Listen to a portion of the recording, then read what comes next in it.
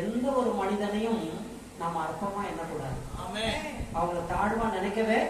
அவங்க பொருளாதார ரீதியா ஏதோ ஒரு அழுக்கு வஸ்திரம் தரிச்சிட்டு அவங்க சாதாரணமா வந்திருந்தா கூட பரவாயில்ல. அவங்களுக்கு இங்கேன்னு இல்லை, எங்கேயுமே உங்க வாழ்க்கையில நீங்க கடையிலையாவது, கடைக்கு போனா, வேலை ஸ்தலத்துல ஆகட்டும், நீங்க ஒரு ஆபீசரா இருக்கலாம், நீங்க கொஞ்சம் உயர்ந்த பதவியில இருக்கலாம், உங்களுக்கு கீழே வேலை செய்யற சாதாரண ஸ்வீப்பரா இருக்கலாம், சாதாரண எடுபடி வேலை செய்யறவங்களா இருக்கலாம். யாரையும் வீட்டுக்கிட்டையும் சரி, அலுவலகத்திலையும் சரி, சபையிலையும் சரி, மற்றவர்களை அற்பமாய் எண்ணக்கூடாது. ஹல்லேலூயா. நீங்க அற்பமா நினைச்ச யார வேணா கர்த்தர் உங்களுக்கு மேல உயர்த்திட்டு போயிருவாங்க. ஹல்லேலூயா.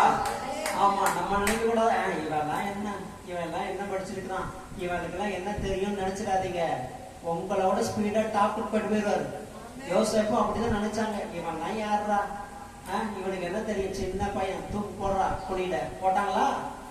அப்புறமா என்னாச்சு, வித்துடுறா இவனை பேசாம, 20 வெள்ளிக்காசுக்கு வித்தாங்களா, வித்துட்டாங்க.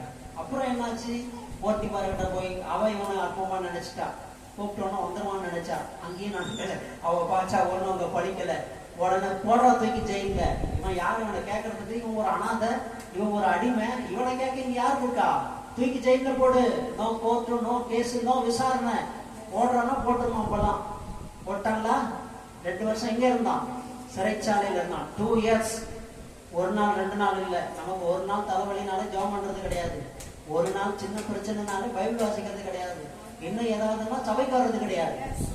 ஆனா 2 வருஷம் ஆண்டவர் விடவே இல்லைங்க. ஆண்டவர் ஒரே விடாப்பிடியா பிடிச்சிருந்தான். சிறைச்சாலையில இருந்தான்.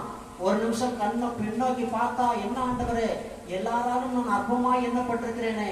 ஆனாலும் கர்த்தர் அவனை விடல, கர்த்தர் அவனை மறக்கல. கூட இருந்தவனா மறந்தான், ஜெயிலுக்கு வந்தவன்லாம் மறந்துட்டான். ஆனாலும் கர்த்தர் ஒரு ஏற்ற வேலை வரும்போது ஒரே நாளிலே சிறைச்சாலையில இருந்து சிங்காசனத்துக்கு உயர்த்தினார். எகிப்தின் அதிபதியாக மாறிட்டான். ஹல்லேலூயா. யாரும் நினைச்சு பார்த்திருக்க முடியாது. எல்லாத்துக்கும் இப்ப பவர் அவன் கையில தான் இருக்குது. எகிப்தில ஒருத்தனாகிலும் இவன் பர்மிஷன் இல்லாம கையை தூக்கவும் கூடாது, கையை இறக்கவும் கூடாது. அவ்வளவு பெரிய அதிபதியாய் கர்த்தர் ஒருத்தோட மாற்றிட முடியும். அதனாலதான் சொல்றேன், யாரையும் அற்பமா எண்ணக்கூடாது.